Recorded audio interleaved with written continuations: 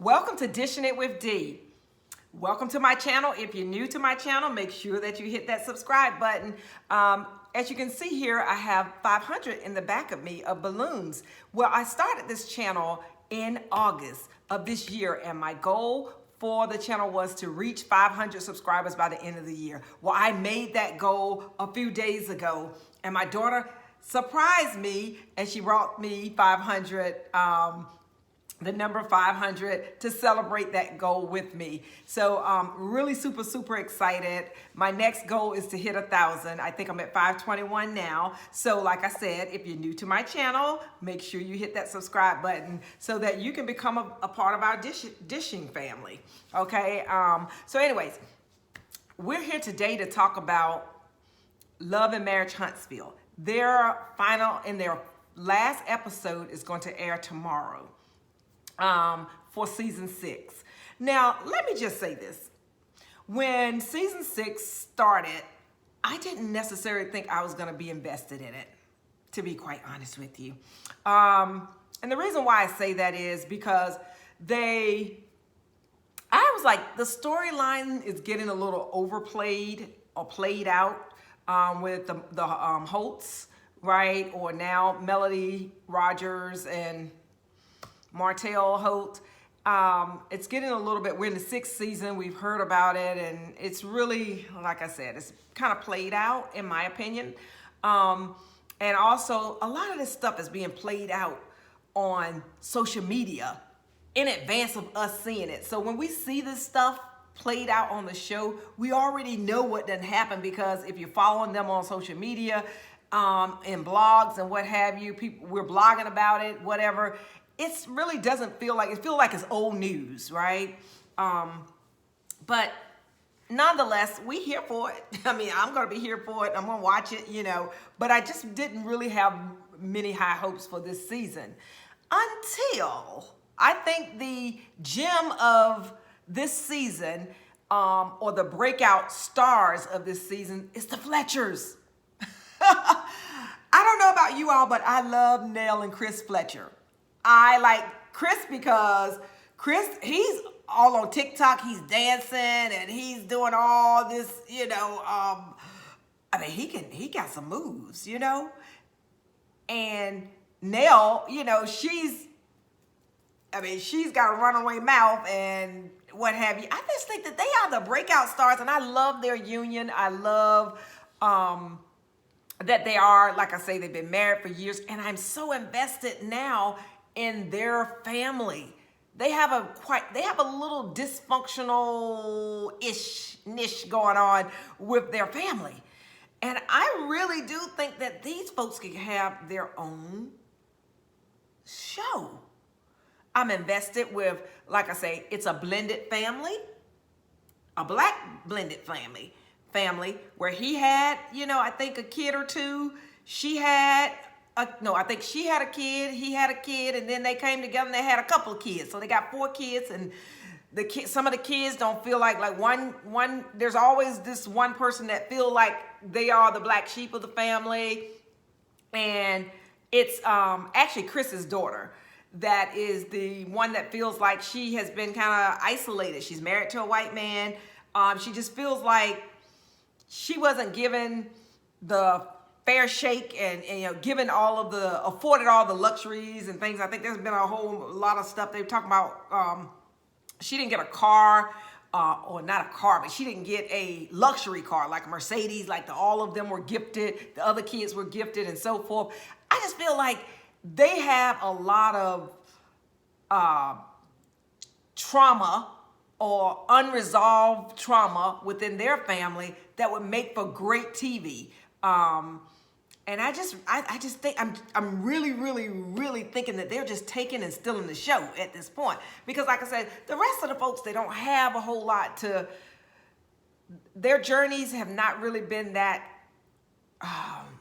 TV worthy, I might say. I know we sympathize with Kimmy and what she was going through, and it's good that she showcased and decided to share her breast cancer journey with us. But then like Marceau and Tisha, they just, like I say, Marceau's just messy, but we do like him bringing that mess because that does add a little flavor, but they don't have anything. They're not showing a lot about their lives.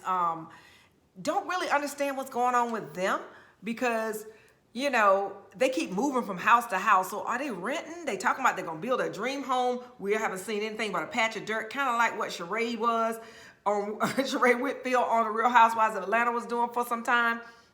You know, until she built, now she came through, but it took her a minute, and all we saw was a patch of dirt and what have you, and everybody was talking about that. So maybe that's what's going to happen with them. They're just going to, at some point in time, they're going to get it together, but they don't seem to have, they keep moving from townhouse to small house and renting and this and that, and I don't know, is the rent going up or something on them?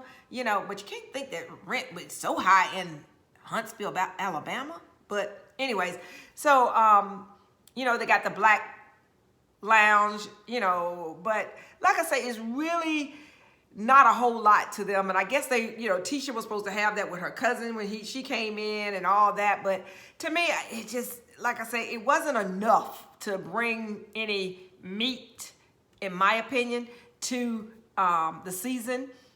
And yeah, and then I just don't, and, you know, I don't care anything for, I can't even think the girl's name now. What's her name? I'm gonna cheat here and look down at my computer, but the girl that was actually, that sells the hair care products and stuff, she rubs me the wrong way. She's not even in here in the cast members, child. I'm looking up her, I'm trying to find out what her name is. What is her name? But I don't care too much for her. She's messy. She tried to bring the mess. But I don't care too much for her. Like I said, she could have stayed out. She came in as Mel's friend, right? And she was supposed to, because Mel had her singing, when she came out with her song and debuted that, she was at her property. But I just don't like her nor her husband, to be honest with you. They're not adding anything, in my opinion. And yeah, she's kind of messy. And then, you know, the who was it? The other cast members. What was they? I don't even know what the child's name. They actually left because, you know, they claimed that it was some kind of, she was going through some postpartum depression or whatever. Oh, I just saw Stormy and her husband Courtney. Just they can exit left, in my opinion. But the Whitlows, that's who I was talking about, that they basically, you know, they decided to leave, I guess, kind of, I don't know if it was mid-season, season 6 or whatever, but they decided to leave because she said it was a lot for her to handle with the baby and the lack of support from her husband and all that. So they didn't add anything anyway. So I think also they could exit left, and rightfully so. They didn't add anything. But that Nell and Chris, I think they gonna be the ticket. I'm gonna watch for them. But also, just want to talk about Melody and Martell and the last episode, that when they were on the, you know, they have the couples trip or whatever in Houston, and how Martell is still taking no accountability for all the mess that he's created and put his family through, and just how he wants to say, well, I cheated because Melody cheated and nobody else is saying anything to Melody about her cheating and yada, yada, yada. Melody cheated. I know I cheated, but Melody cheated also. And why are you all not saying anything about Melody cheating? And I'm like, do we even know Melody cheated or not? You know what I'm saying? But you who clearly was cheating, and you done had a baby outside your marriage, you know, with the same chick that you were cheating with for 5 years. So you're a bona fide cheater. So you win the award, Martell. You win the award. So, you know, she keeps on, you know, saying that, look, I'm done. But he keeps right on thinking that, okay, everybody's supporting Mel and nobody's supporting me, and it's been 3 years, and you know, this man brought in some random chick. We think she was random in Houston, at the place that they were all staying, and his ex-wife is staying there and all his friends, and he wants people to think that he has turned over a new leaf and no longer, you know, he's owning up to what he's done and all of this. But he decides to bring a chick in, slide her in while they were there at night. And it's just like, I can't believe anything this man says. I don't believe, and I don't support him in any fashion. Because like I say, if you were trying to make amends and show that you were like, hey, I own up to what I did. I don't necessarily, I ruined my family. I know I did. My ex-wife don't want to have anything to do with me other than co-parenting with these kids. And, you know, and just own up to it. But I mean, he was belligerent. He was going in hard on Nell about Nell's friendship and not cutting off ties with or supporting Mel more than supporting him. And I was like, Chris, when are you going to stop this? This is not good for TV. Martell is looking like a true narcissist that he is, and he's arguing with a woman that is about 5'2", you know, and he's standing over top of her and yelling and screaming at her. And we're like I'm like waiting for Chris to intervene to say, look now, man, you got your point, but you're not going to be screaming at my wife like this. You know what I'm saying? I mean, at any woman. And he has no boundaries, this Martell. He has none whatsoever. And yeah, this episode, the final episode that's going to show tomorrow night, he basically want to sit down with Mel, I guess because he showed his ass at this, you know, at this couple's retreat where they're supposed to be working on team building exercises. And he was doing nothing at all to do with team building. He was breaking up the entire team because everybody, all the women was sitting there agreeing with him. Not agreeing with Mel or agreeing, going up against him and saying, look, but you cheated. You cheated. You started all of this. Why are you so hell bent on the fact that you want her to take some accountability for all this crap that you've done? You know, and then when Mel came and said, look, I found out in, I think it was 2017, he had been cheating for 2 years. And then she said the college that they, you know, their alumni school, she accepted him back. They went to a game. He was out there in the truck with this chick doing the nasty. Okay? I mean, of all places, is it like you cannot stay away from this woman? You know, you all at a homecoming. Your homecoming, you know, celebrating your school's, you're around people. She's Greek. He's Greek as well. I think he's an Alpha, I believe. But she's, you know, an AKA. And, you know, it's just got to be disgusting to think that, you know, you couldn't keep your mess in your pants long enough. You had to cheat with the woman outside in a truck while we were at the homecoming game. So he didn't even have any kind of couth about his cheating. I mean, he didn't care. I mean, you paraded this woman around. They already said you was buying her stuff when you was buying Melody stuff, the same cars. You was gifting her a Mercedes, gifted Melody a Mercedes, and what have you.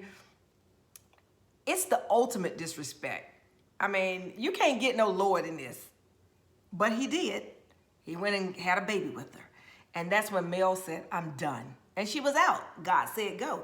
You can't do anything with a person like that. You know, you've given him chance after chance after chance, but he has such an emotional connection with this woman that he basically, I can't live without her. I can't live without her. So, you know, and then he just, like I say, he messed up her bag, her money bag with the kids. Now the kids can't even be aired up there. We can't even see Sugar Mama. She had Sugar Mama, a child care hairline, you know, and now she can't even sell that stuff. She can't even promote it on any social media platform, nor the show. He just messed up the bag for the kids and for the family and everything because he went to court saying he didn't want his kids on TV. And the judge granted it. Now, you know, judges probably going to err on the side of your kids don't need to be exposed to certain things and da-da-da-da. So he went with it. So now the kids can't even be filmed on the show. They can't be posted on, you know, Instagram or in her stories, nothing. So he wanted to kill her bag any way he could. So, but anyways, one thing that I did see on Ariane Curry, his side piece, what we call coleslaw, she posted a story where she was out and she said, oh, she's got some new ventures coming and everything. And she said, I've got my first investment property. So they panned out and showed a house that was, looked like it was under construction. And she was out there with her young son. Forgot what his name is, but the one that, she has with Martell. And she was like, oh, my first investment property and da-da-da-da. And I heard the little boy say, Daddy, and then it showed over there and Martell was there picking up paper. After you do construction, when you build something, the last thing that you do is the actual landscaping. So it looked like they were trying to pick up paper and they was putting it in a garbage bag. So I'm probably gonna, prepare for the landscaping because the house was pretty much done. So, but my question is, it wasn't that she said that she had an investment property, but my question is, you got an investment property? Martell didn't even have a primary residence to stay in. Remember this season, Chris was trying to kick him out of a property that he was leasing from him, and it was a house that he's trying to sell, and he had sold it, and Martell's still trying to stay up in the house and not get out when the house had been sold to someone. And he kept asking for, additional months beyond his lease and all that. He said he didn't have anywhere to go, and he told me, you're going to kick me and my kids out. I guess, when he has the kids, that's where they would stay. And I'm like, now you're talking about investment. She's talking about investment property, her first investment property. I'm like, do y'all even have a home to stay in? There's a primary resident. First of all, you get your primary resident, unless you get a owner-occupied, like quadruplex or triplex. You stay in one side, and then you rent the other two out. Duplex, triplex, or quadruplex. Owner-occupied. You stay in one and you rent the other out. So it's income producing, so it can pay for the one that you're in. But this was a single family dwelling, just a regular house. And they talking about it was an investment property. I'm like, but Martell doesn't have a primary resident. He was just renting himself. So anyways, I don't know. Maybe he's got one. This is all real time because it was on her story a few days ago. So maybe he's got a house now. Maybe she's got a house, and maybe they've gotten out an investment property. Well, if that's the case, then that's good.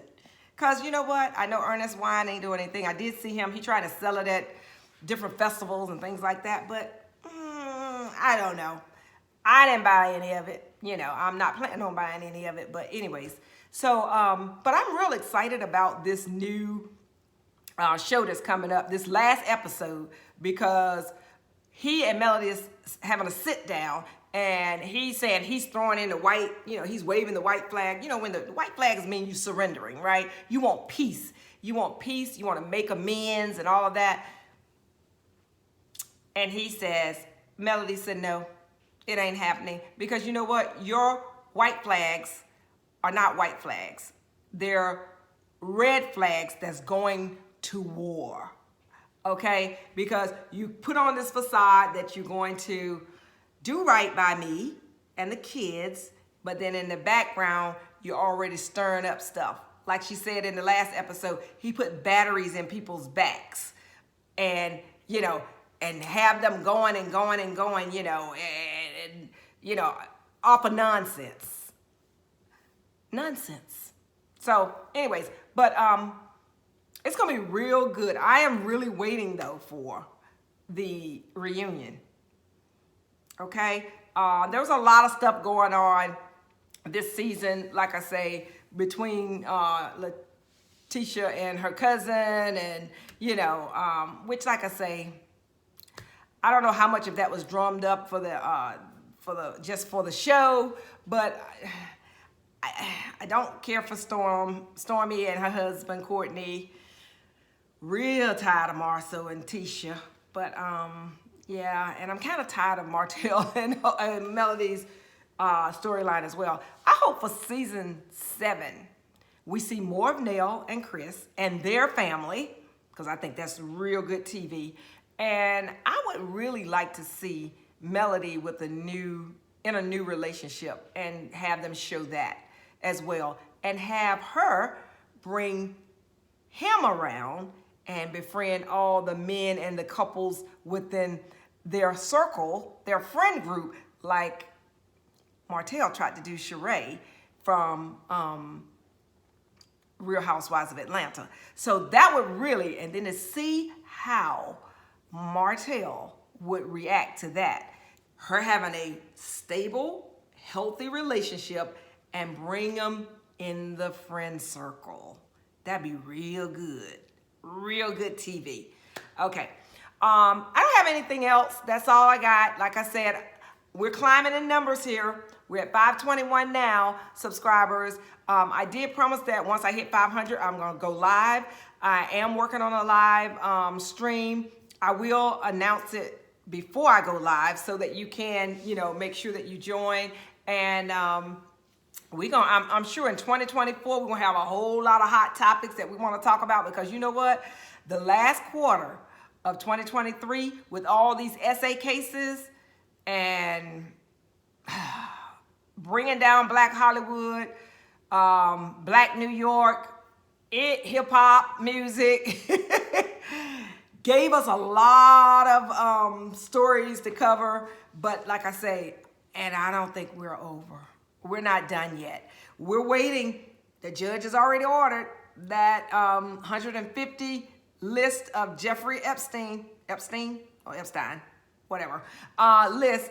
And I got a sneak peek at it. And if those are valid names up there, we are in for a heck of a 2024 when it comes to Dishin It with D. Okay? All right. Take care. That's all I got. I'll see you next time.